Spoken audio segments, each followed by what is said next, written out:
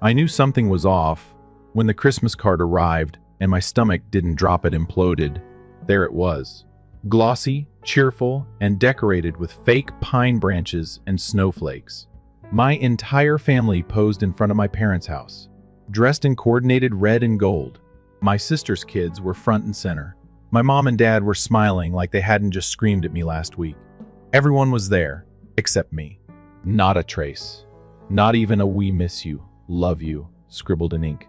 Just erased. Like I never existed. And the worst part? I paid for the damn photo shoot. I was the one who sent my mom the Pinterest board full of color palettes and photo ideas. I booked the photographer she wanted, even put down the deposit. I even bought the outfits for my nieces because my sister couldn't afford it after ballet lessons. I'd been begging them to include me in just one family photo for the last 3 years. Every time, there was a reason why it didn't work out. I should have seen it coming. But let's rewind a little. I'm the eldest of 3, and the only one who moved out and stayed gone. My sister Caroline still lives 10 minutes from my parents. My brother Eric pops in when he needs something: money, help with taxes, a place to store his crap during breakups. Me? I'm the strong one, the independent one, the "we didn't worry about you" one. Translation: I'm the one they lean on without ever giving back. After my divorce, I moved into a modest 2-bedroom rental and took on extra freelance work just to stay afloat. Guess who still ended up paying for Caroline's baby shower, or helping mom refinance her car loan, or covering the property taxes when dad forgot to file? And they never said thank you, not once. I kept justifying it to myself. They're stressed, they're busy, they love me, they just don't know how to show it. Then came Christmas last year, the first one I didn't go home. I'd told them I needed a quiet holiday. They called it selfish. Caroline said I was being dramatic. My mom cried on the phone and said she already bought my favorite pie. My dad just said, "Well, it's your decision, but you'll hurt people." Still, I stayed home. I roasted a tiny chicken, poured some wine, and watched White Christmas by myself. It was the first time in years I wasn't walking on eggshells or fake smiling at a dinner table. Then in early January, the card showed up. That card broke something in me. I stared at it for hours, flipping it back and forth like maybe I'd missed something. A tiny photo on the back, a name scrawled somewhere. But nope, it was like I'd been surgically removed from my own bloodline. I texted my mom, "Niece card. Didn't realize I died this year." She left me on read for 3 days, then responded with, "You said you didn't want to be involved this year." Involved? INVOLVED. I felt like I was choking on the word. That was her excuse? That I'd chosen to be erased? Caroline chimed in next. "You're so sensitive. It's not always about you." And that's when I knew I wasn't part of this family. I was the emotional ATM they occasionally guilted into babysitting or bankrolling their whims. I wasn't a daughter or a sister. I was a ghost they called when they needed something. It all came crashing in. The time they forgot to tell me about Nana's funeral until the day before. The group family vacation I wasn't invited to. The emergency fund I built for them that they drained in 2 months. The lie they told my ex-husband about my emotional issues during our custody battle. I'd swallowed every betrayal with a smile, like a well-trained dog begging for scraps. But not this time. This time, something inside me said, "Burn it all down." I still had the original photos from the shoot high-res files unedited. Guess who paid the photographer directly and had access to the cloud link? Me. And guess who was actually in a few of the photos? From when I dropped off the outfits and helped herd the kids into position? Me. I sat at my desk for hours that night, designing my own version of the Christmas card. Their card had said, "Family is everything." Mine said, "Family isn't who you're born to. It's who shows up." I cropped them out, left only me, smiling with the kids. Added a quote about chosen family. And in bold red script I added, "Guess who paid for this?" Then I printed 100 copies. Glossy, high-quality cardstock. I mailed them to every address in my mom's Christmas list, which she'd conveniently sent me last year to help with postage. Neighbors, church friends, her boss, Caroline's PTA circle. And then I waited. It took 3 days for the first text to come in. "Why did you send this? Is everything okay? What happened?" I didn't answer. By day 5, my dad called. His voice was a low growl, You've embarrassed your mother. I smiled so hard my cheeks hurt. Did I? Because being erased felt pretty embarrassing too. Click. No one said sorry. Of course not. But the silence said everything. The illusion cracked. The grip they had on me, the guilt, the shame, the obligation, it all started to fall away. And for the first time in years, I felt free. The silence lasted 2 weeks. And honestly, I savored every second of it. I didn't realize how loud my family had been in my head until it stopped, like turning off a radio that's been blasting static for years. For the first time, I slept through the night without clutching my phone, waiting for a guilt trip text or a passive-aggressive voicemail. I expected them to retaliate. I didn't expect how. It started with Caroline. Of course it did. My sister has always been the family PR agent, the one who spins every story to make herself the hero and everyone else the villain. She posted a photo on Facebook of her and the kids, captioned, "Some people spread hate. We choose joy." A dozen of her friends commented with heart emojis and prayers.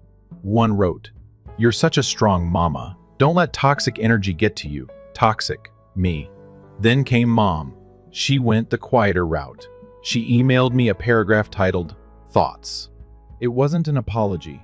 It was a PowerPoint of emotional manipulation. "You've always been so emotional. We didn't mean to hurt you. We don't know what we did wrong." And my personal favorite, "Your father's blood pressure has been high since your little stunt. We're worried about his heart." That's when the guilt started creeping in again, like mold growing through a crack in the wall. Was I overreacting? Was it really that bad? Did I actually want to be cut off? But then I remembered something. 2 years ago, I had surgery. It wasn't major, but recovery took a few weeks. Caroline never called. My mom sent one text, "Let us know when you're back to normal." I'd been lying in bed with stitches and nausea while they threw a birthday party for Caroline's dog. Not even kidding. So, no, I wasn't being dramatic. I was finally being honest. When I didn't respond to the email, they escalated. My mom showed up at my job. I was sitting at my desk, halfway through reviewing a campaign proposal, when my receptionist buzzed me. Your mom is here?" She says it's an emergency. Panic spiked in my throat like acid. I hadn't seen her in person since before Christmas. She looked exactly the same, flawlessly put together, fake pearls and all. The only thing different was her expression. That fake, pinched smile she wore when she was about to deliver a backhanded compliment or a social bomb. She didn't even sit down. "I just don't understand why you're doing this," she said, arms crossed over her coat like armor. "You're hurting the family. Is that what you want?" I opened my mouth to speak. She raised a hand. "No. You're gonna listen. Your sister is devastated. Your father is stressed. And now you're sending out vile postcards to our neighbors? You want to humiliate us? Is that it?" My voice was shaky, but firm. "You humiliated me first. You've been doing it for years." She blinked like I'd slapped her. "I paid for everything, Mom," I said, louder now. "The photographer, the clothes, the cards, and you couldn't even include me. Not even a signature," she scoffed. "Oh, please. That's what this is about? A picture?" "No," I said. "It's about being erased. And I'm done letting you pretend that's okay." She stormed out. Didn't say goodbye. Didn't even look back. The fallout came quick. My bank flagged a charge attempt from my dad's Amazon account on a card I hadn't used in 6 months. One I'd forgotten was linked to a joint family emergency fund I used to manage before I stopped bailing them out. I changed all my passwords, shut down shared logins, called the bank and reported unauthorized use. Within 24 hours, my phone blew up. "Dad, what the hell is wrong with you?" "Caroline, I can't believe you canceled the account without warning. We need that money." "Mom, we raised you better than this." Every message was soaked in entitlement. Not one asked how I was doing. Not one said sorry. That was the moment I stopped feeling bad. I blocked Caroline, muted my parents, cleaned out the last shared drawer in my filing cabinet labeled family, and fed it through the shredder like a ritual. I started therapy the same week. I told the therapist everything about the card, the years of emotional gaslighting, the financial manipulation. She didn't look shocked. She looked like someone who'd heard this 100 times before. You were trained to make yourself smaller, she said, to carry their burdens so you wouldn't be abandoned. But now that you're not shrinking anymore, they're punishing you for growing. I cried the whole drive home. The thing about standing up to people who raised you in toxicity is that it feels like treason at first, like ripping out a part of yourself. I wasn't just cutting off my family, I was cutting off the version of me that still hoped they would love me the way I needed them to.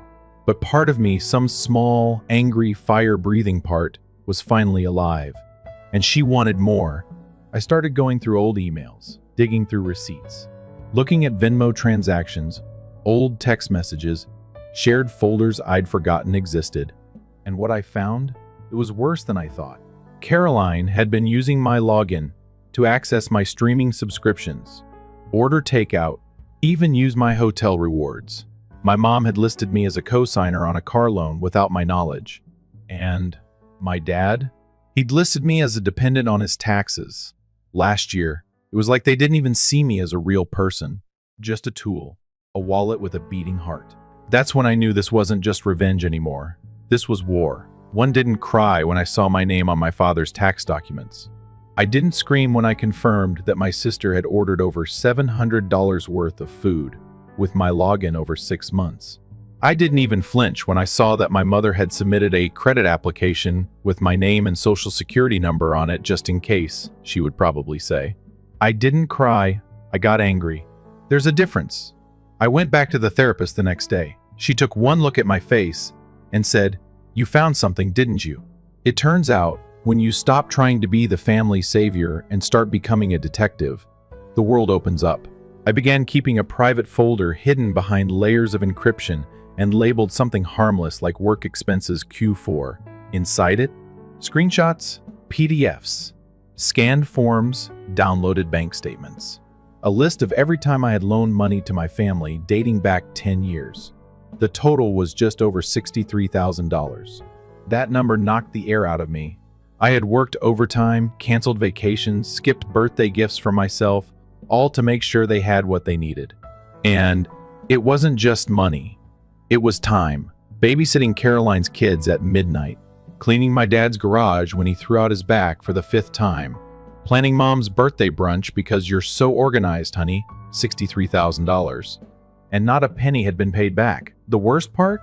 I knew if I told them that number, they'd laugh, call it dramatic, say it wasn't that serious, maybe even accuse me of faking it. I needed proof, not just for them, but for me. That's when I remembered Michelle.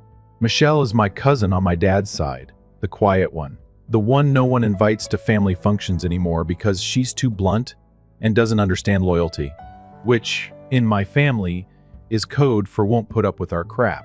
I hadn't talked to her in years, but something told me she'd understand. I messaged her, "Hey, random question. Have you ever had a weird experience with my parents or Caroline? Financial stuff?" She replied in less than a minute. "Girl, sit down. Do you want a Zoom call or a Dropbox folder?" Michelle had receipts. Turns out, she loaned Caroline $3,000 years ago to help cover a custody emergency. She was promised it would be repaid in 6 months. She never saw a dime. When she asked about it a year later, my mom told her to stop harassing the family and accused her of trying to ruin Caroline's mental health. She also had screenshots, emails, even a voicemail from my mom saying, "We just assumed you were helping because you're doing well. I thought you cared about family." Sound familiar? Together, we started digging. Michelle had been blacklisted from the family not because she was a problem, but because she stopped being useful. And now, the same thing was happening to me. Michelle and I started talking daily, swapping stories, timelines, bank trails. I finally said the words out loud, "I think they've been financially abusing me for years." She didn't flinch. "Of course they have," she said. "It's what they do. You were the responsible one." That's code for person we can guilt into anything. With her help, I started organizing everything into a report. Not just for the confrontation I knew was coming, but for legal protection. Identity theft, fraud, and financial coercion don't just make you feel crazy. Sometimes they're actual crimes. And I was ready to fight back. But before I could launch my revenge, I needed one more piece of the puzzle. I needed to know why. Why me? Why was I the designated punching bag, wallet, errand runner, scapegoat? Why did my parents keep choosing Caroline, who lied, manipulated, and used people over me? The answer came from a voicemail. One they didn't mean for me to hear. It was a pocket dial from my mom's phone. At first, it was just muffled noise. Then, her voice came through sharp and smug. I mean, come on. She was always the difficult one. Always so sensitive, always needing attention. She didn't even want kids. What's the point of helping her? My dad laughed. At least Caroline gives us grandkids. What does my name do? Work. Thinks she's better than us just because she pays her bills. Then Caroline chimed in. God knows where they were, having a full roast session without realizing they were being recorded. She's obsessed with being fair. Like, grow up. Life's not fair. If she really cared about family, she'd stop acting like a martyr. The recording was 2 minutes and 38 seconds of confirmation. They didn't love me. Not really. They loved what I gave them. My money, my energy, my guilt. And now that I'd stopped supplying it, they were circling like vultures, mocking me for bleeding. I sat with that knowledge for a full day, let it harden in my chest like stone. Then I hit play again, and finally I made a copy. The first wave of revenge would be subtle, strategic.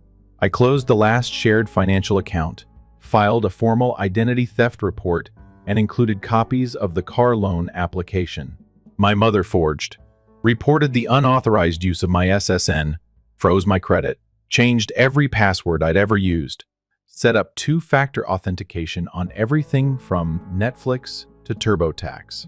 Then I printed out the report, Michelle, and I built complete with spreadsheets, screenshots, and highlighted timelines. I didn't send it to the family, not yet. I mailed it to myself, certified, unopened, in case I ever needed it in court. Then I did something that was both petty and wildly satisfying. Remember that family friend who always hosts the 4th of July party? The one who loves drama but pretends she doesn't? Her name's Denise. The first sent her a carefully worded message with a few screenshots. Just enough to plant seeds. Nothing false, just illuminating. Within 3 days, I got a text from Caroline. What the hell did you tell Denise? She uninvited us from the lake house. I didn't respond. I was done explaining myself to people who only listened when it cost them something. But this wasn't over, not by a long shot. The thing about revenge is that it's not about making them hurt. Not really. It's about watching them lose the power they never should have had over you. For the first time in my life, I wasn't scared of them. I wasn't trying to be heard, to be understood, to be loved. I didn't need closure or reconciliation. I needed freedom. And sometimes freedom comes wrapped in fire. The certified report I'd mailed to myself. I opened it one morning with coffee in one hand and a notary on Zoom. I signed an affidavit, attached documentation, and filed it along with my police report for identity theft. I listed my mother as the primary suspect. 2 weeks later, she got a letter from the state, then a call. I didn't have to be there to know how it went. I imagined her sitting at the kitchen table, her perfect nails tapping the counter, face flushed with indignation, her voice dripping with fake innocence. This is all just a misunderstanding. My daughter would never do something like this. Except I did. And I had proof. She called me that night. I didn't pick up. She left a voicemail, all sugar and acid. I don't know what you think you're doing, but you're ruining this family. Whatever you're going through, we can work it out, but you need to stop before it gets worse. Before it gets worse. That part made me laugh, because worse was already knocking. Michelle had done some extra digging and found something even I hadn't seen coming. My dad had claimed me as a dependent for 4 consecutive years after I moved out and became financially independent. That's federal tax fraud. She connected me with a tax attorney who helped me file a whistleblower report. And I didn't just do it out of spite. I did it because I was sick of being collateral damage in their schemes.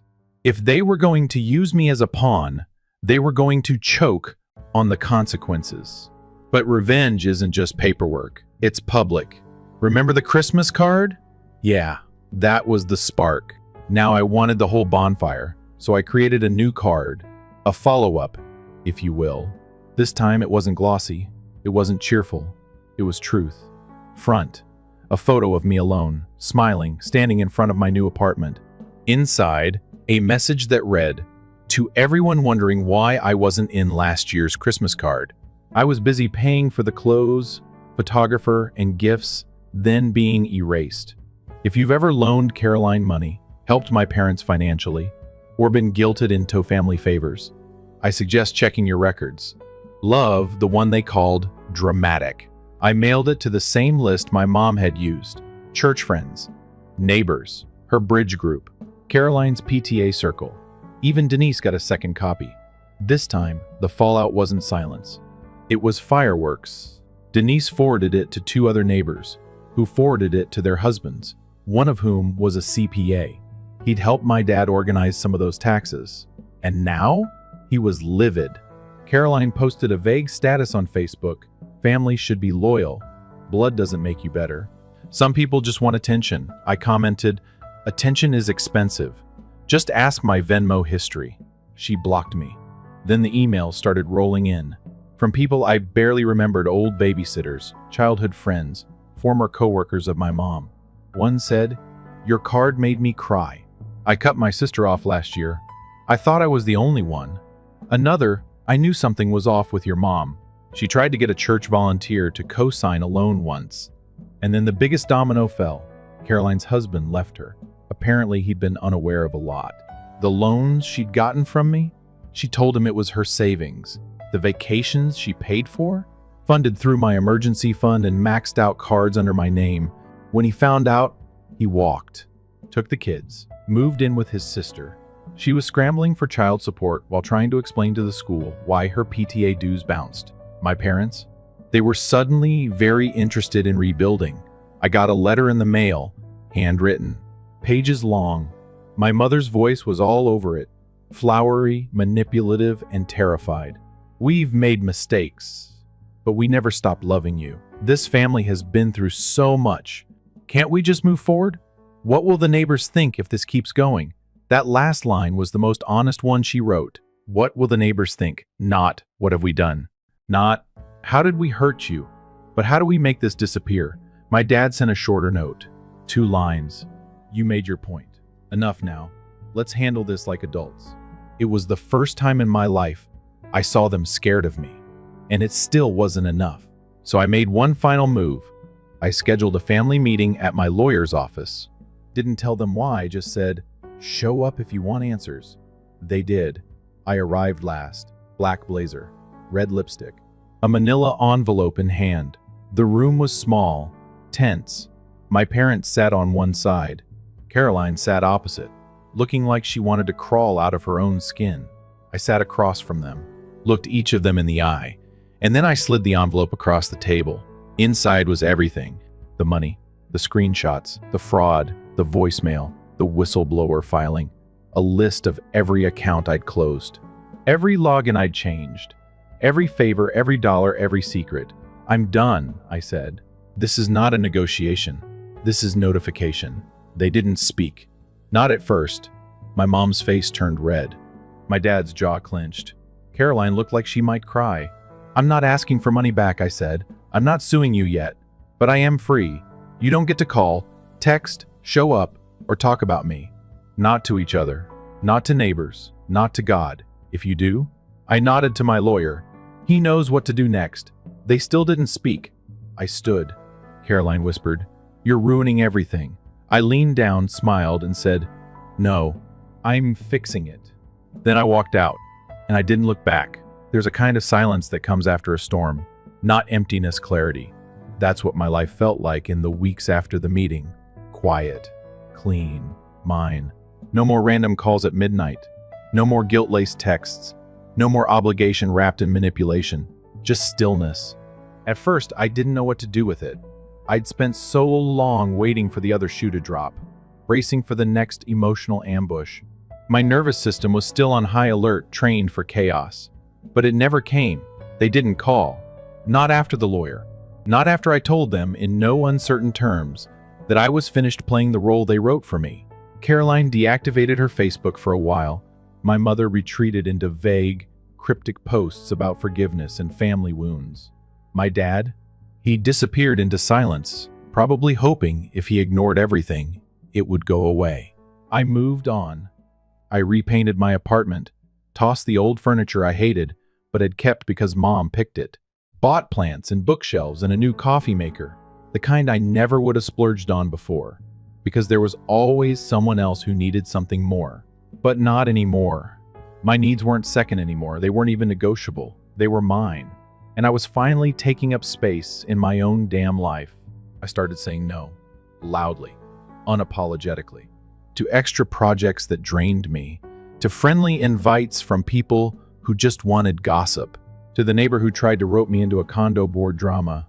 No, the word tasted good, like freedom. Michelle and I stayed close. We weren't just cousins, now we were co-survivors. We started calling it toxic family detox, weekly check-ins, celebratory rants, shared playlists called Scorched Earth and Healing Energy. I wish I could say I didn't miss them, my parents, my sister, but that would be a lie. You don't spend your life chasing scraps of love without leaving part of yourself behind. There were moments, still are, when I see a commercial for a Hallmark movie or walk past a Christmas display and feel that hollow ache. But then I remember, nostalgia isn't love. It's grief dressed up like memory. I wasn't grieving them. I was grieving the fantasy I fought so hard to believe in, that if I just worked harder, gave more, kept smiling through the cuts, they'd see me, choose me, love me back the way I needed. But they didn't, and they won't. That's not tragic anymore. It's just true. And truth is something I can live with. A month after the confrontation, I got a letter in the mail, no return address. Handwritten in the overly neat, looped letters I'd recognize anywhere, Mom. It wasn't long. We're worried about you. This isn't you. Please come home. We miss our daughter. I stared at the word home for a long time. It was never my home. It was their house, their rules, their needs, their world. I just paid rent in guilt and gratitude. I burned the letter in my kitchen sink. Caroline tried next. A text from a new number. The kids miss you. They ask about you all the time. I sat with that one. I did love her kids. I'd been there since they were born. First teeth, Halloween costumes, scraped knees, and bedtime stories. I'd helped raise them in the background, while Caroline took all the credit. But love shouldn't be used like bait, not when it's tied to barbed wire. So I didn't answer. Not out of cruelty, out of kindness to myself. And that kindness grew.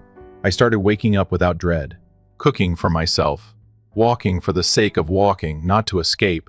I applied for a promotion I never would have dared to ask for before. Got it. Went on a date, my first real one in years. And when the guy interrupted me 3 times in a row to talk about his podcast, I smiled, paid my half, and left. No drama, no over-explaining. Just no. One night, months later, I found the original Christmas card, the one that started it all. It was in a drawer I hadn't touched in ages. I held it for a second. Everyone smiling, matching sweaters. Me, nowhere. And I didn't feel sad, I laughed.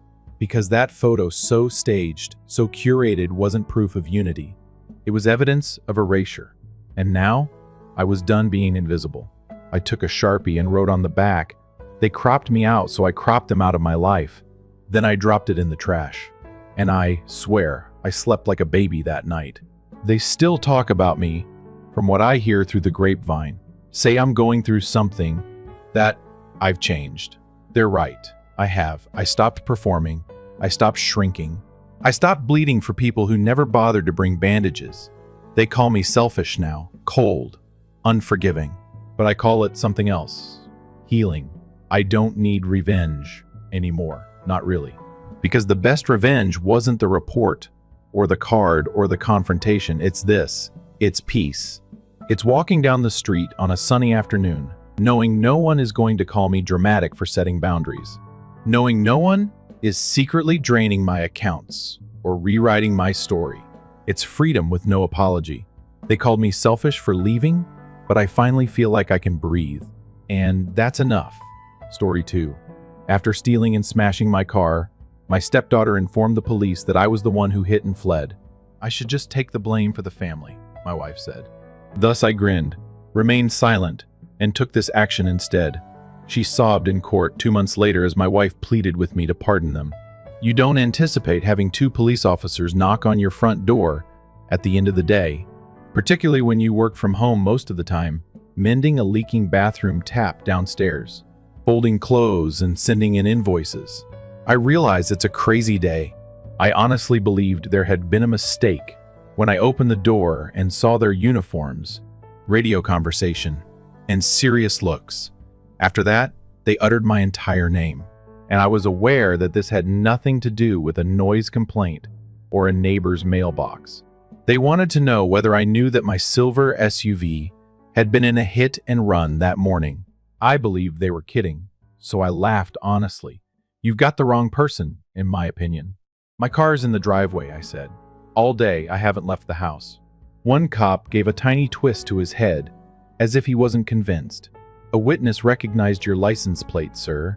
Kayla, your stepdaughter, informed us that you picked up the car at approximately 9 in the morning, this morning. My mind paused for a moment. Kayla, I saw my car wasn't in the driveway as I glanced past them. The room was deserted. Then it suddenly hit me. Kayla didn't possess a vehicle. For months, she had been bothering us about it. Tracy insisted that she needed greater freedom and movement. I had volunteered to assist with driving instruction. That was controlling, Kayla said. I went outside and looked around the street in case I was having hallucinations. However, my automobile had vanished and had evidently collided with someone. The other driver is where? I inquired. A hospital? The officer answered. Not a threat to life. Fractured wrist and a brain injury. They were on a bicycle. Jesus. The driver ran away, she claimed. One of our witnesses observed the vehicle. Got the plate after following it far enough. Kayla added that it was me. Indeed. And your spouse attested to it? I was still trying to figure out how my own wife, with whom I had breakfast this morning, could possibly say she saw me take the car, so I didn't answer straight immediately. I was completely unaware that it was gone. Did she tell you that? At last, I inquired. The policeman gave a nod. Indeed, sir. According to her, Kayla stated that you were unhappy before you left, and she saw you depart at approximately 9. Additionally, she mentioned that you could have argued, and he was hesitant to say that you might have hit her. It was there. Since I was undoubtedly having hallucinations, I must have blinked around 20 times. No manner was possible. Tracy would not consent to anything like this at all. It was the same house where she was. She was aware that I was always there.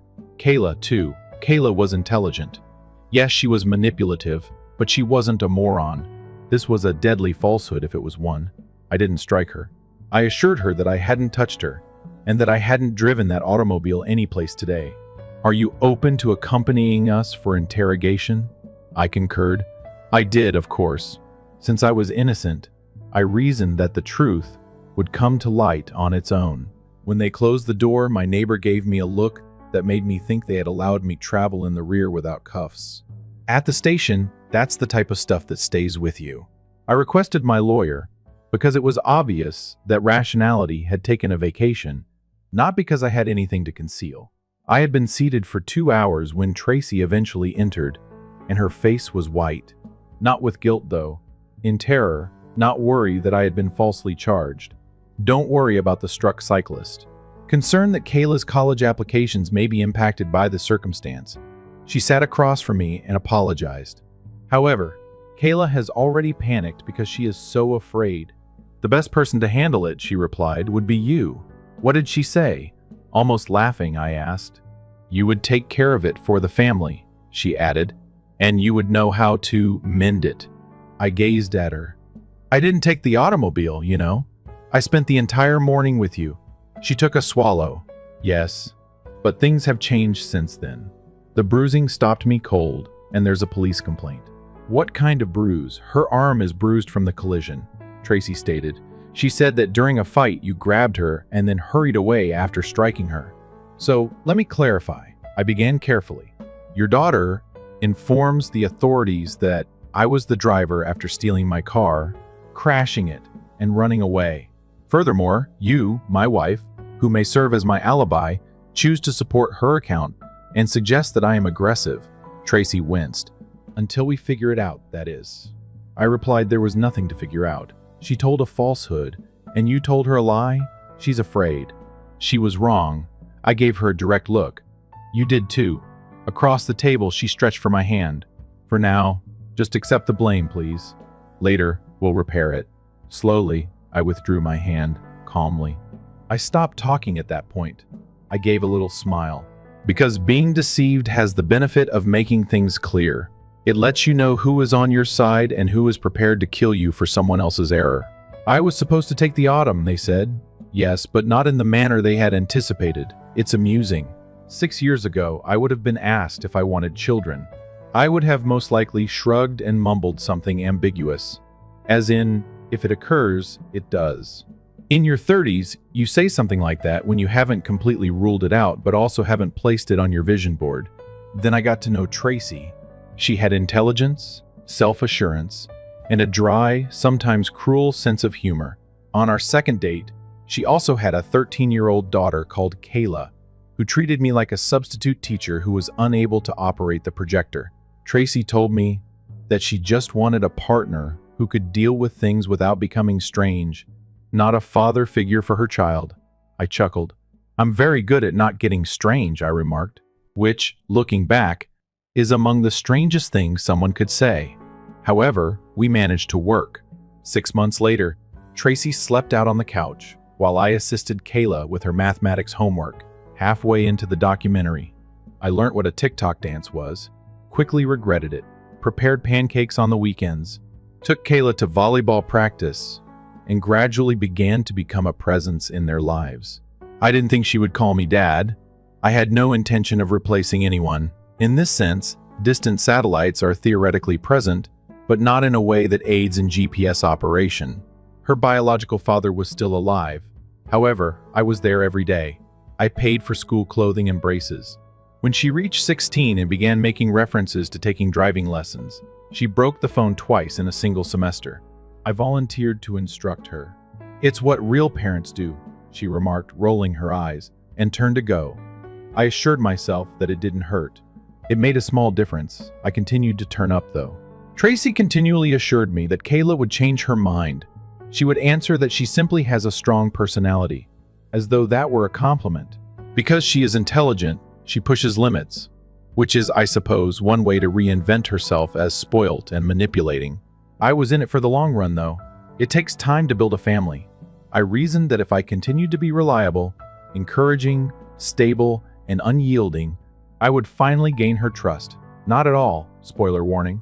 If anything, she became more adept at using her mother as a human shield as she grew older. Kayla missed curfew because of my strange restrictions.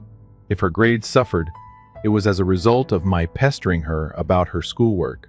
If I ever had the courage to refuse, with a theatrical sigh, she would accuse me of being domineering. Tracy always makes things easier. I was always warned not to escalate. She has the capacity to divert any discussion from responsibility. Kayla was passionate if she screamed. It was terror if she lied. If, during a dispute, she flung a hairbrush against the wall. This is a true tale. Hormones were the only cause. I initially justified it. Adolescent females are challenging. Mixed. Families are challenging. Perhaps I simply needed to have more patience. So I gave it a go. I helped her apply to college, paid for SAT, tutoring, attended all of the parent-teacher conferences, and purchased a used car in my name that I intended to give to her after she obtained a license and insurance. She blamed me for the collision with the person in that automobile. Yes, that one. Tracy insisted that once Kayla grew up, things would be different. Eventually, they all get over it, she said. Simply give her room. And I did. I gave her room. I shared my Saturdays with her. I handed my car to her. With the exception of a direct deposit, I gave her everything. She also attempted to frame me for a felony in exchange. The image of Tracy sitting across from me, wringing her hands as if she were the victim and expressing fear that she made a mistake, has been on my mind for weeks. No, dropping your phone in the toilet is a mistake. Forgetting to turn in your college application by the due date is an error. It is not an error to steal someone else's vehicle, run from the scene of an accident, and accuse someone of assault. It's a tactic. Tracy, too. She didn't simply comply with it. She reaffirmed it. She filled in the blanks. She was asked by the police if she had witnessed my departure that morning. Yes, she replied. He was upset, she said, looking them in the eye. I assumed he simply needed to vent. Exhaust? She claimed that I was responding to work emails and folding towels in the laundry room at the time. Making coffee with 2 shots of espresso rather than 1 was the most defiant thing I had done that morning. But they had a story, so it didn't matter. It was also interesting, easy to use. It's better to give up the dull, dependable stepfather than to allow the golden child's future to fall apart due to real repercussions. I stopped being nice then, not in public, not in a big way. I still paid the bills, still took out the trash, still sent polite texts like "hope your meeting went well." But behind the scenes, I got quiet, strategic. I spoke to my lawyer. I requested every shred of traffic camera footage available. I pulled text logs, timestamps, receipts. I froze the joint account and opened a new one. Transferred my paycheck. Removed Tracy's access to every login she used to ignore but rely on power. Gas, Wi-Fi, all in my name.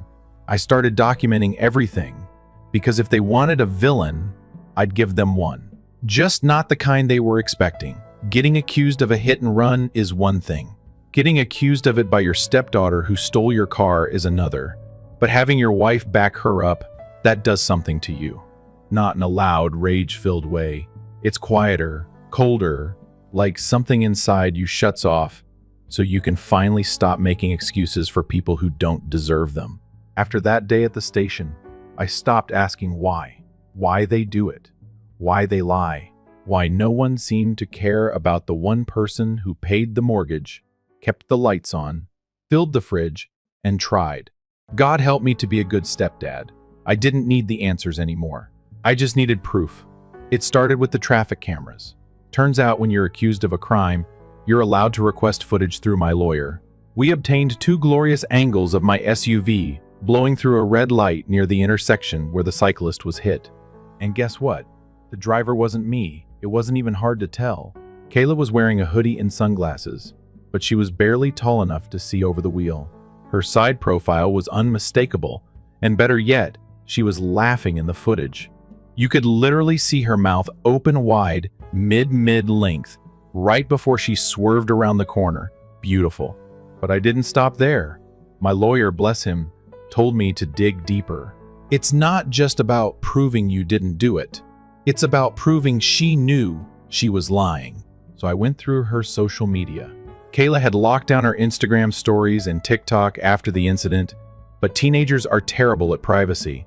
A friend of hers had reposted clips from that same morning. Kayla getting ready, holding keys up to the camera with the caption steps, "SUV today." There was even a boomerang of her and her friend pretending to drift the steering wheel in my driveway. Then came the party footage because of course there was a party. Turns out, right before the accident, Kayla had picked up 2 friends. They were heading to some graduation breakfast that in true adolescent form evolved into music, booze, and a fair bit of commotion. One of those pals went live for 30s before the collision, just long enough to record Kayla humming along to a song while driving, flipping the camera to see the road and the red light she raced through. After the collision, they panicked. The pal removed the video, but nothing is ever completely deleted. Another individual screen captured it, sent it to someone who forwarded it to someone else, and ultimately it came in my email with a subject line that just stated, "Thought you should see this." Oh, I did. Meanwhile, back at home, Tracy and Kayla were still pretending everything was tight but recoverable. Kayla lingered in her room, milking the bruise on her arm like it was a battle damage. Tracy tiptoed about me like I was a dangerous animal. She even had the gall to suggest, if you'd simply gone along with it, things wouldn't be so unpleasant now. Uncomfortable. You falsely charged me of criminal assault and vehicular hit and run, and I'm the reason dinner's awkward. However, I nodded and grinned. "You're correct," I said. "I've been self-centered." I completed backing up all the data that evening, duplicated the video files, and timestamped each post and picture. I gave everything to my attorney, who then gave everything to the case's detective. 3 days was all that was needed. It was 3 days before to my formal clearance. The accusations against me were withdrawn 3 days prior to Kayla being charged with new ones. Strike and flee, making a fictitious police report, driving without a permit, because, unexpected, I was unaware of a speeding ticket that resulted in her suspension. Additionally, Tracy wasn't exempt either. She had made up a statement, told falsehoods about where I was, supported a claim that she was aware was untrue. They started using the word blockage. Tracy appeared to have seen a ghost when the police returned to the residence to interview them. "What did you do?" Her eyes were wide as she asked. "I took a drink of my coffee." "What did you do, by the way?" She came into the kitchen after me, as if I had to explain myself to her. "It was not necessary for you to travel so far." I chuckled. "You made an attempt to frame me for a crime. It was a single error. By putting myself under the bus, I was attempting to shield her. Is that how you define protection?" "She's my daughter," said Tracy. "What should I have done? You were expected to be honest." She gave me the impression that she had never thought about that. After that, she said something that gave me the chills. "She is only a child. Her entire future lies ahead of her. You've grown up. You would live." I'm not sure if she understood what she said. Perhaps she did. She could have meant it. It was the final nail in the coffin, nonetheless. You don't matter. That's what she was actually saying.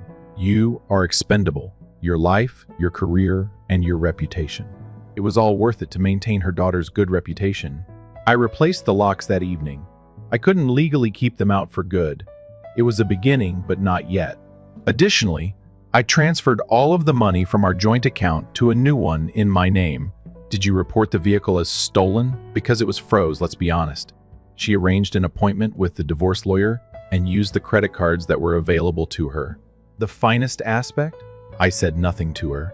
As the court date drew nearer, I let her to stew in the quiet. Kayla hired a lawyer. Tracy attempted to resolve the matter amicably with the DA. By claiming that there had been a misunderstanding, the DA refused. It turns out that prosecutors take offense when you accuse someone of a criminal and have video proof to show that the accusation is untrue. I was dressed in a gray suit on the day of the court appearance. Shaved, clean, composed face. Kayla arrived with swollen eyes. Tracy held on to her hand as if her life depended on it. The second before we entered, Tracy drew me away. "Please, don't let this ruin our family," she implored. I gave her a direct glance. "No family exists. The day you decided I was disposable, you ruined it," I remarked. After that, I entered the courtroom. I didn't turn around. I was surprised by how quiet the court was. Don't yell. No drama about law and order. Only uncomfortable chairs and fluorescent lights, and a judge who appeared to prefer being somewhere else. With her hair curled, Kayla and her lawyer sat 2 rows ahead of me. It hardly smudged the mascara. She was making a great effort to appear innocent. It was almost like a play at school. However, there were actual charges associated with this one, along with the potential for community service or even juvenile detention. With her hands clasped tightly in her lap, Tracy sat next to her. She kept looking at me, as if I might decide to change my mind in the middle of the conversation, get up, and declare that everything had been a huge misunderstanding. As if I would play the hero and spare them both from the repercussions of their own baking and serving. I didn't. Spoiler alert. The charges were read by the judge, providing false statements and hitting and running. Driving a car without a license has expired. Then handed the floor to Kayla. Her attorney got up. "Your Honor, my customer feels bad about her choices." She felt afraid. She was in a hurry and didn't mean to hurt anyone. Just as expected, Kayla sniffed. Theatrical. The attempt was nearly admirable. Then she said it. "My stepdad took things farther than I had anticipated. He never lost his cool. I assumed he would comprehend. I believed he would keep us safe." Us? That word hit my chest like a ton of bricks. It was because of what it verified, not because of what she intended. They never considered me a human being, only a useful tool, a bonus dad badge on a walking ATM. When it was convenient for them, they could flash. I was asked whether I had anything to say by the court. I stood because I wanted to face them both in the eye when I said it, not because I had to. For the past 6 years, I've worked hard to be a decent parent and husband. In addition to driving her to school and paying the bills, I also covered the cost of groceries, insurance, tutors, phones, and treatment applications. She didn't open. I arrived. Even though I wasn't wanted, I was there. I stopped. Kayla refused to look at me. Tracy was weeping already. I didn't anticipate being criticized, but I also didn't anticipate being complimented. not by the people in particular. I gave up all to help. I took a seat. That was it. No dramatics, no yelling. Simply said the truth. Kayla was given a suspended sentence with community service requirements by the judge, a formal letter of apology, and 6 months of therapy for the biker. The state university dorm she boasted about last year would not be providing her with that. Tracy. A court warning was given to her. No fees. However, the DA referred to her actions as extremely troubling, which is against the law. You're fortunate that we don't want to spend any more tax dollars on your mess. Tracy then made one final attempt to speak with me. When I got to the parking lot, she followed me. I apologize, she murmured, her voice trembling. I was at a loss for what to do. Slowly, I nodded. Is that what you did? No. You just ignored the truth in favor of Kayla. She is my daughter. She repeated herself, as if it were a spell she wished would make things better. I was also your spouse. She didn't respond. I climbed into my vehicle. The one Kayla totaled was replaced, the one that she was never meant to operate. Then, for the final time, I drove off. However, it wasn't the end. Not even close. Update. Since I initially posted this, a lot has transpired. We appreciate all of the comments. I received a ton of mails, really. I should have gone to scorched earth, according to some, while others say I handled it with grace. I was chilly, some claimed.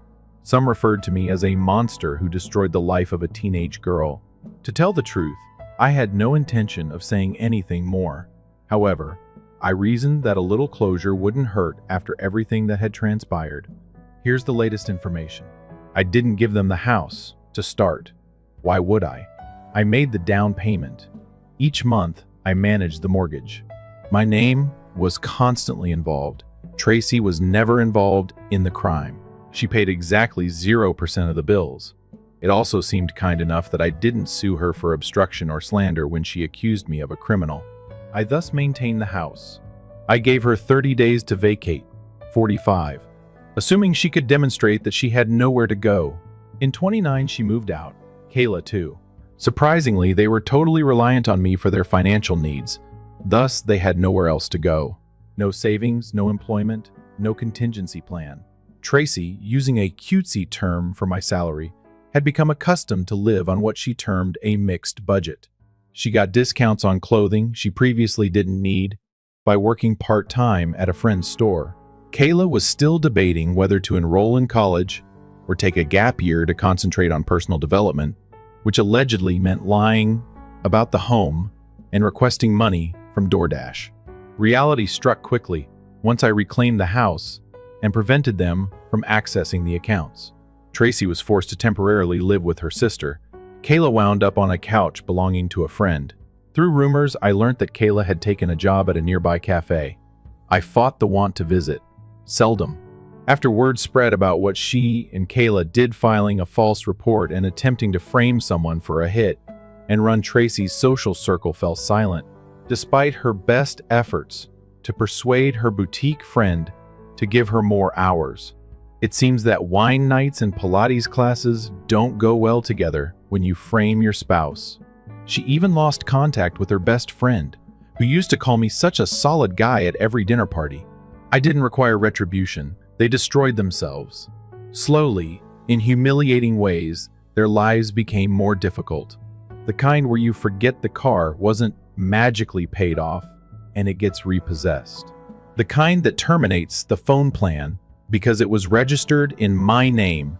The type of health insurance application where you have to reapply and discover that you have never completed that type of paperwork on your own. According to what I've heard, Kayla stopped attending her court-mandated therapy and was told to return or perform additional community service.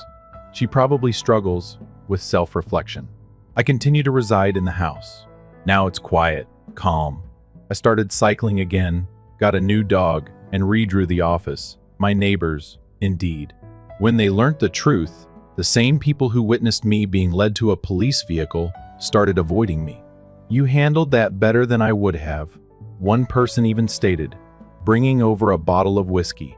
I'm not resentful either. I just finished. I devoted all of my time, money, patience, and love to that family, and they didn't hesitate to select the falsehood when the time came to decide between protecting me and defending a lie.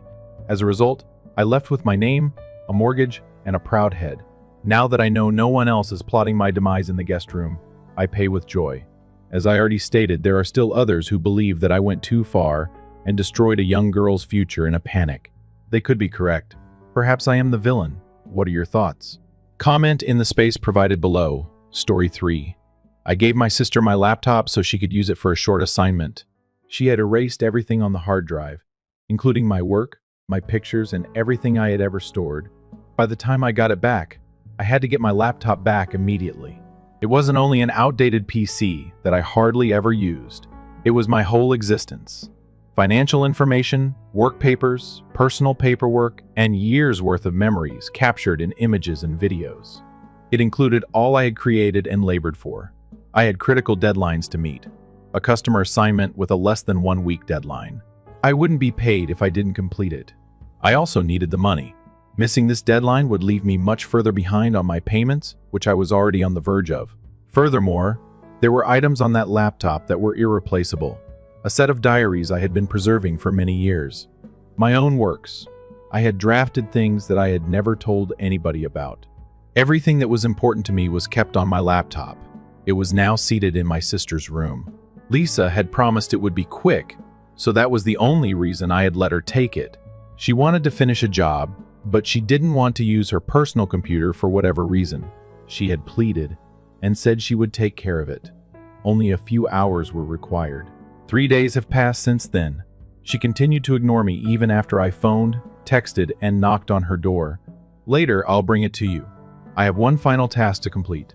Quit being so theatrical. I'll return it, I said. I ought to have realized that something wasn't right. She was resting on her bed, browsing through her phone, as if she had no worries at all. When I eventually made it inside her room, on her desk, my laptop was closed, as if it had not been touched in hours. I took it without a question. Now I need this. She hardly raised her head. All right. I felt nervous because of the nonchalant way she stated it. She didn't apologize for keeping it longer than she had said she would. No. I appreciate you allowing her to use it. Just all right. As if it weren't significant. As I made my way back to my room, I switched it open, intending to start working as soon as it loaded up. However, I halted when the login page appeared, and I appeared different. The default backdrop was used. The user was the generic login name. That was incorrect. My name, my backdrop, and my settings were all personalized. As I entered my password, a chill went up my spine. It was unsuccessful. I gave it another go. The password is incorrect. I made a third attempt, more slowly, with caution. Still incorrect. My heart began to race. When I chose to reset it, the previously available forgot password option was gone. It seemed as though the laptop was unaware that I had an account. As I pushed myself to launch the file explorer, a sinking sensation took hold of me. It was deserted. Not simply a few folders are missing. It was all gone. My palms were chilly on the keyboard as I sat there looking at the blank screen.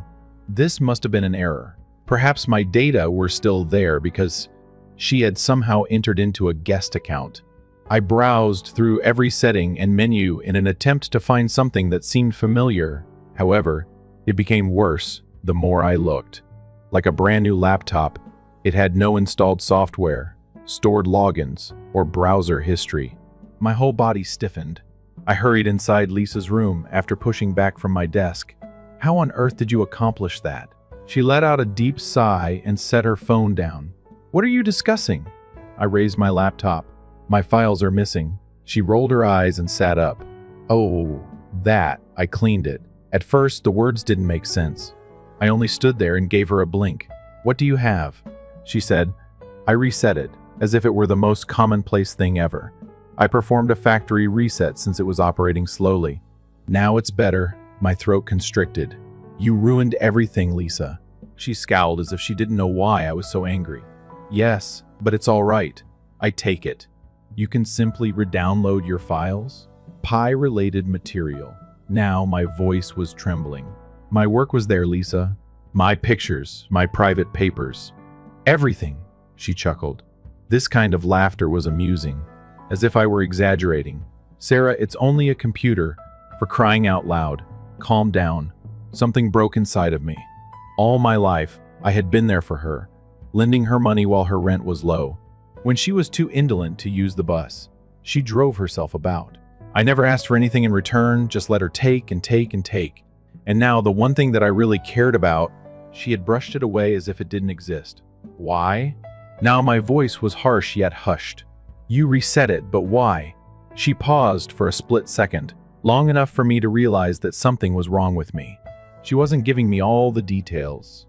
Lisa, I took a step closer. On my PC, what were you doing? She laughed. I required it for a project, like I mentioned. Which project? One more hesitancy. Just a work-related item. She was telling lies. Lisa didn't hesitate.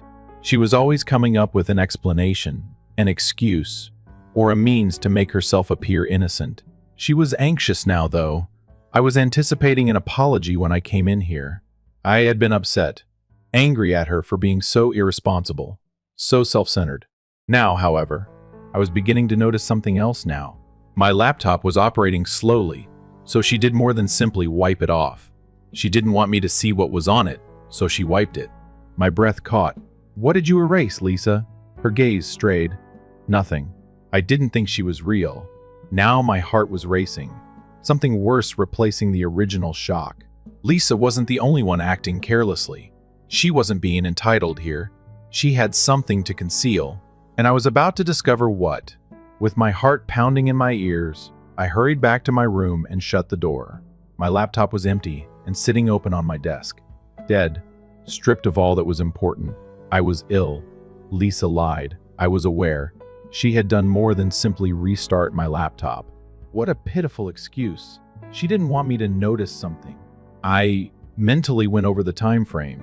Her request to borrow it was limited to a few hours. Then she continued to stall when I attempted to retrieve it, and everything was gone now that I had it. I couldn't let this pass. I picked up my phone and began looking for methods for data recovery. A factory reset had to be reversible somehow. I used my work computer to download file recovery software onto a USB drive after reading a few tech forums that advised doing so. While I waited for the scan to finish, I connected it to my laptop. After a few minutes, crop data was discovered. I straightened my posture and browsed the results. Some of the file names were still somewhat intact, but the most of it was unintelligible trash. I went cold. Transfer _0924 for the invoice. Take into consideration the deposit _statement. Money. You are welcome to come over, I scowled. My files didn't sound like these. Nothing I had ever owned was marked invoice or payment record. The file was totally ruined when I clicked on one of them. Unreadable. I clenched my fingers around the laptop. Lisa had erased a financial-related item. What had she been doing on my computer anyway? Digging deeper, I performed another check to see if there was anything more that could possibly be salvageable. However, everything else had been too thoroughly removed. Lisa had seen to that. I tried to calm my breathing as I sat back. I have to work this out. Lisa wasn't only irresponsible. Files that weren't even mine had been purposefully deleted by her. This implied that she had done something she didn't want anyone to know about using my laptop. I had to find out what now.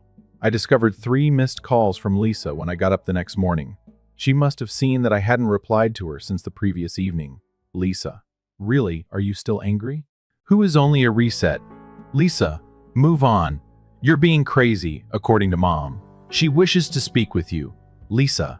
Sarah, please stop ignoring me, Jesus. What's wrong with you?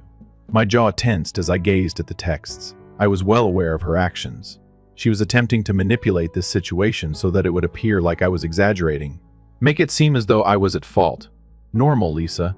I chose to ignore her texts and made my way directly to my folks' house. Although I hadn't wanted to engage them yet, I knew that if I didn't get ahead of Lisa, she would already start fabricating her version of events. Like they usually did, they would side with her. Mom opened the door when I knocked. Anger was already pinching at her face. Sarah? Really?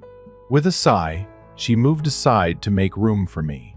Lisa explained the situation to me. You're exaggerating the situation. I tightened my jaw. My laptop was completely erased by her. Mom, intentionally, not by chance. She also refuses to explain why. Mom folded her arms. I was just trying to help, she stated. She believed it would improve its operation. She's telling lies. Mom looked at me wearily. You always think she's the worst. I genuinely laughed. She's been taking advantage of me all my life, Mom. I give her things. They are ruined by her. I assist her. She never pays me back. She has now thoroughly cleaned my laptop. And I'm just expected to think she was assisting? Mom gave a headshake. Sarah, you have to let it go. The deflection, the gaslighting, and the justification for Lisa's actions were all the same. I inhaled deeply while trying to maintain my composure. All right, do you want me to forget about it? Then instruct Lisa to explain her actions on my laptop in detail. Mom paused. It makes no difference. It matters. After doing a recovery scan and discovering evidence of bank records, bills, payment records, and other items that weren't mine, I was able to speak clearly again. Mom's face momentarily froze. She was aware of something. She began, then stopped herself. Lisa informed me that you would develop some absurd notion. I moved in closer. Mom, what do you know? Her lips were squeezed together. Nothing. Just. Please don't attempt to make this into a major controversy. A sinking sensation was felt in my chest. She wasn't only protecting Lisa, she was keeping her safe. Without saying another word, I turned and rushed up the stairs to Lisa's room. Lisa looked up to see me. While she was looking through her phone on her bed, she let out a moan. Sarah, I'm very sorry. Now what? Behind me, I slammed the door. On my PC, what were you doing? Lisa gave an eye roll. Never again. You erased financial documents. For what purpose were they used? She paused. I caught it, although it was short. I pushed ahead. Didn't you do anything criminal with my laptop? Lisa laughed. You're truly insane, wow. Then show me incorrectly. I folded my arms. What specifically were you working on, please? Lisa looked at me for a while. Then she grinned and put her phone down. All right. Do you want the truth? My stomach turned over. Lisa stretched out as if she had endless time as she lay back against the headboard. She stated I was assisting a buddy. I had to use a clean gadget, and he needed a means to transfer some cash. My blood froze. My gadget, a clean device. My mouth opened, but nothing came out. Lisa smiled as if she was having fun. Calm down. It's not a big deal. A few bills, some fast deposits, and some minor business matters. Not a huge deal. I gazed at her. You use my laptop to do financial transactions? Lisa gave a shrug. I wanted a secure method. I had the feeling that I might get sick. Lisa, what the devil did you do? She chuckled. I laughed. You sound like I'm in charge of some sort of criminal organization, Sarah. It's only an incident. It's not even against the law. I wanted to give her a shake. Why did you clean my PC then? I lost my temper. If race wasn't a crime, why are you racializing everything? Lisa's smile wavered slightly. I moved in closer. Didn't you get caught? Her gaze strayed. That was it. That was the reality. After being afraid, after getting entangled in anything nefarious, Lisa used my laptop to hide her identity. She erased the evidence after realizing it may be traced back to her. Not only had my laptop been a getaway vehicle, but I was now involved in whatever crime Lisa had gotten herself into. I stood there looking at Lisa as if I had never seen her before, breathing in short gasps. I had been used by her. She had endangered me. She didn't even give a damn. She gave me a sly smile as if this were all a joke. She stretched languidly as if she had endless time and murmured, "You should relax. You're behaving as though I broke into the government." My fists tightened. You erased everything on my hard disk, Lisa. Are you aware of the gravity of this situation? She gave an eye roll. You're quite theatrical. It was only a small business matter, as I mentioned. It's not really important, I spoke in a tense voice. Then describe what you did in detail. Lisa snorted after giving me a long, deliberate glance. Why are you even concerned? Are the files no longer there? You can't really prove anything. My stomach twisted for some reason. That was it. She wasn't simply ignoring me. She was sure she had gotten away with it. She was aware that there wouldn't be much left after all the digging. My thoughts were racing. She had made financial transactions on my laptop. However, why? With whom was she collaborating? What had she done that required her to wipe everything out? She was not going to give me any more answers. Not in this manner. I pivoted on my heel. We're not finished. She laughed sarcastically. Yes, Detective Sarah, whatever you say. I slammed the door behind me as I left, ignoring her. I began my study as soon as I returned to my flat. Lisa had been transferring funds. Some vestige of it had to exist. Although she may have cleaned my laptop, she was unable to remove anything. I started looking into it after logging onto my phone's email. My heart stopped there a few minutes later. I had never seen a bank notice before. My stomach turned to confirm when I clicked on it. Transfer of accounts. $4,500 was the successful sum. The day prior it had been mailed. My laptop was returned to me.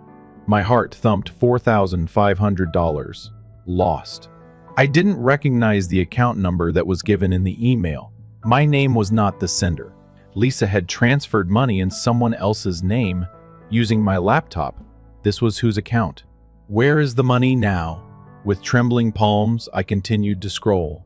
Another $2,200 mail deposit was received. Transaction ID. I paused.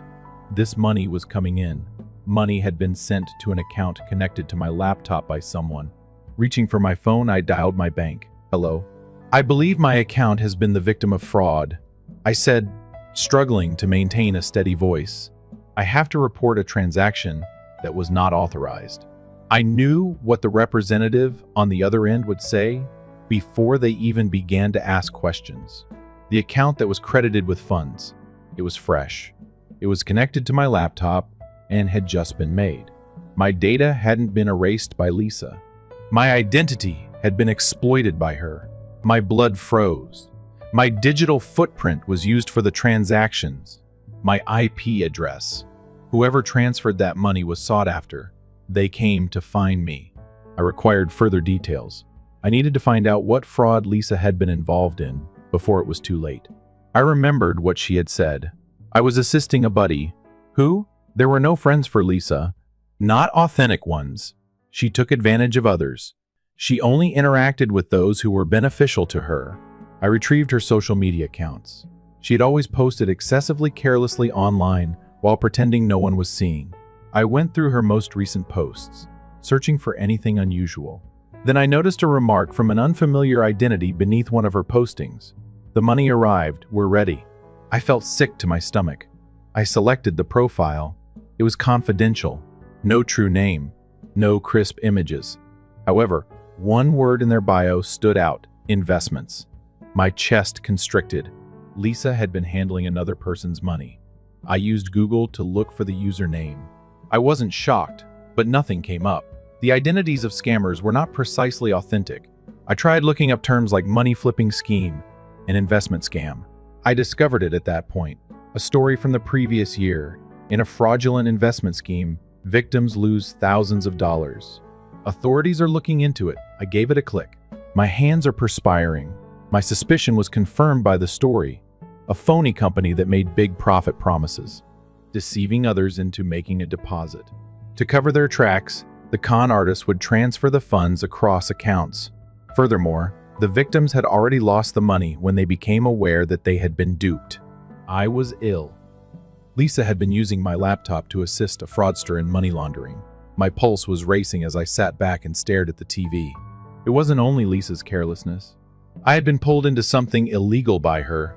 I required evidence. She was a part of a fraud. She would ultimately be caught. And I would be caught with her if I didn't take quick action. I picked up my phone and called Lisa. She sounded irritated as she heard the third ring. Now what? Who is he? I insisted. Lisa hesitated. Who? The man with whom you have been collaborating. You made those transfers for me, and I lost it. The person who used my laptop to send you money?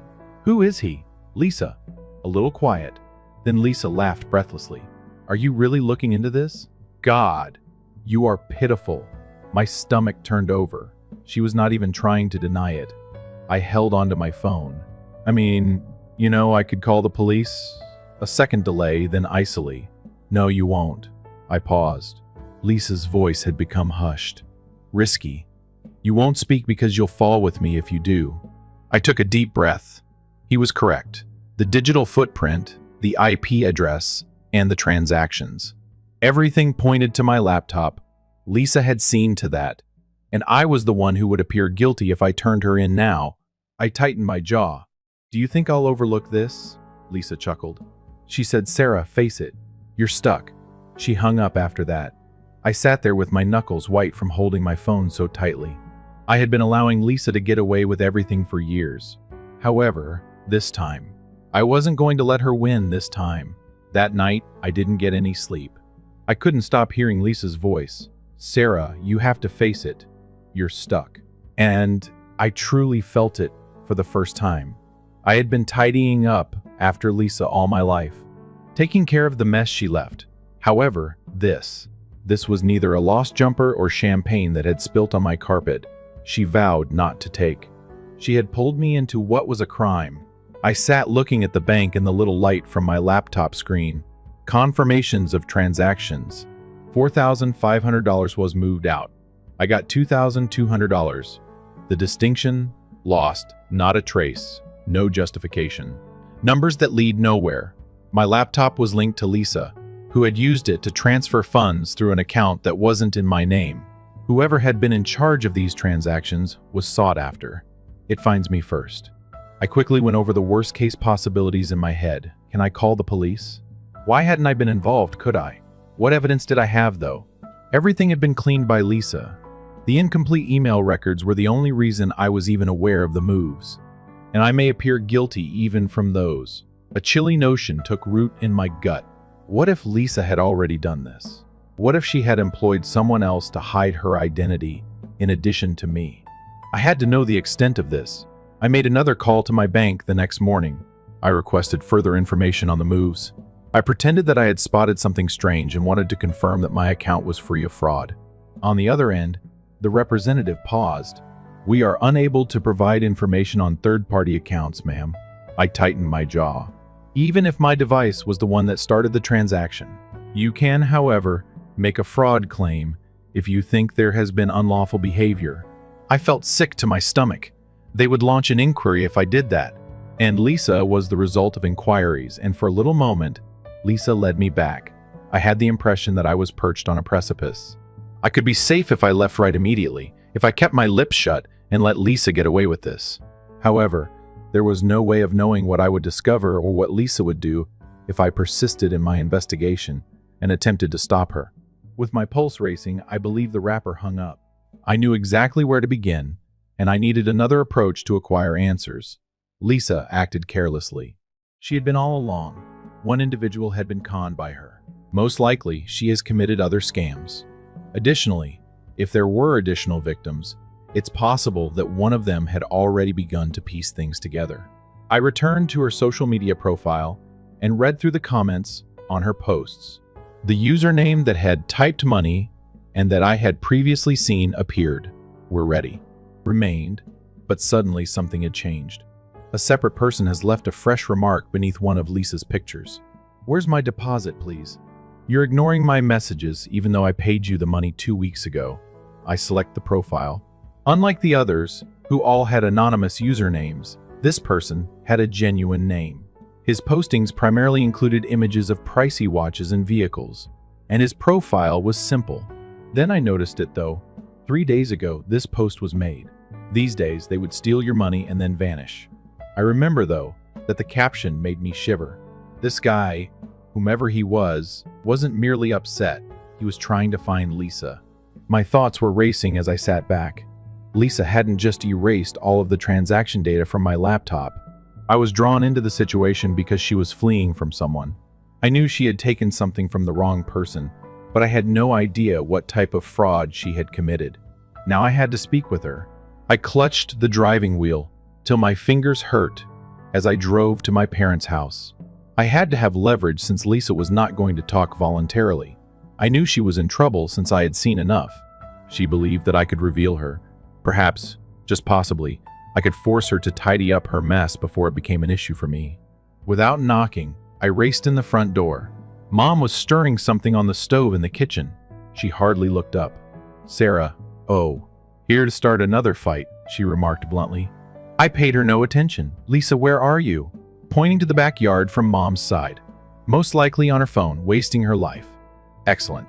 As I pushed through the sliding glass door, I saw Lisa browsing through her phone while reclining in a lounge chair.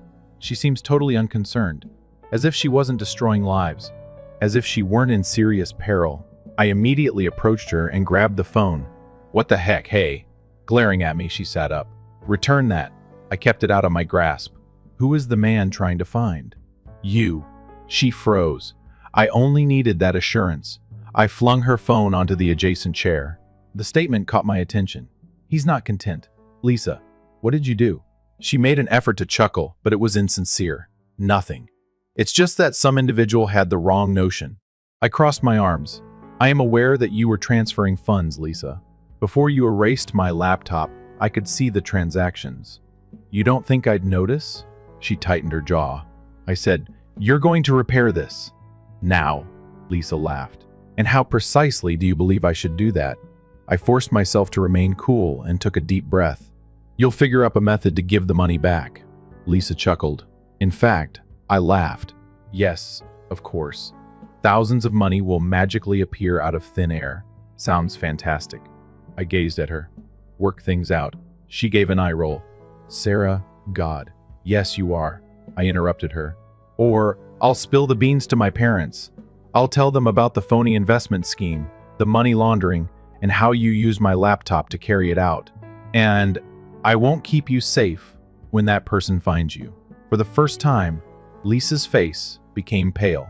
She seemed frightened. She looked aside and swallowed hard. "You wouldn't." I remained silent. I simply stared at her. We were silent for a long time.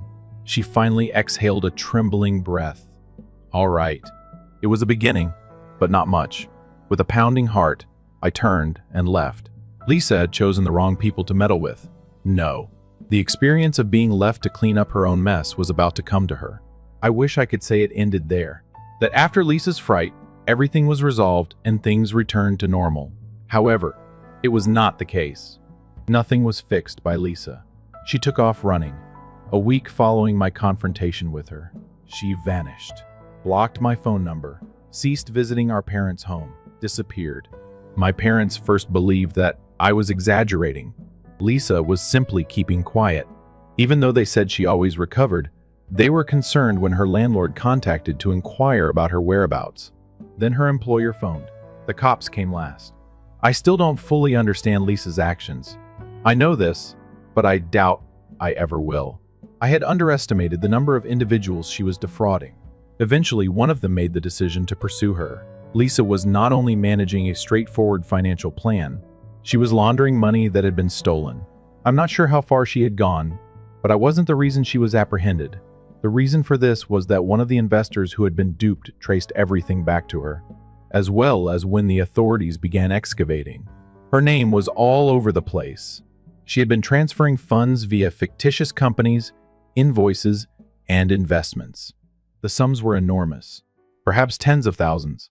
4 months later, she was taken into custody. I was not there at her trial. I read the news stories my parents had told me about. When the court records were made public, I even read them. Lisa received a 4-year jail term for identity theft, wire fraud, and financial fraud. What's the worst? Even while inside, she still owed every money she had taken. Lisa's debt was overwhelming her. Our folks were heartbroken. Mom still thought it was all an error. Dad was simply worn out. Me? I was finished. I had dedicated my entire life to tidying up Lisa's mess. The first one I didn't have to fix was this one. I felt free for the first time in years. I began over, concentrated on my career, and even relocated to a new flat. At last, my life was mine. 3 years later, Lisa got in touch. The day she vanished was the last time I had spoken to her. However, I received a note unexpectedly one day. "Lisa? Hey, next month I'll be out. Can we have a conversation? I spent a lot of time staring at my phone. I'm not sure what I anticipated feeling. Anger, sadness, relief. But I just felt worn out." She sent another message a month later. "Lisa, I've evolved. I only want to see you, I promise." She gave a call. I didn't answer. She sent an email, but I didn't respond. The issue with Lisa's. She was continually coming up with something. I'm not sure if she genuinely apologized, or if she was just in need of something from me once more. To be honest though, I no longer give a damn. Since then, I haven't spoken to her. Perhaps she has changed after all. Perhaps she hasn't. I'll never be certain. However, I am aware of this. I don't have to find out for the first time in my life. And I think that's plenty.